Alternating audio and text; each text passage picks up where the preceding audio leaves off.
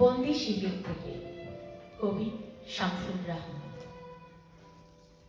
ঈর্ষাতুর নই, তবু আমি তোমাদের আজ বড় ঈর্ষা করি। তোমরা সুন্দর জামা পরো, পার্কের বেঞ্চিতে বসে আলাপ জমাও, কখনো সেজন্য নয়। ভালো খাও দাও, ফুর্তি করো সবান্ধ, সেজন্যেও নয়। বন্ধুরা, তোমরা যারা কবি, স্বাধীন দেশের কবি, তাদের সৌভাগ্যে আমি বড় ঈর্ষান্বিত আজ। যখন যা খুশি মনের মতো শব্দ কি সহজে করো ব্যবহার তোমরা সবাই। যখন যে শব্দ চাও এসে গেলে সাজাও পয়ারে।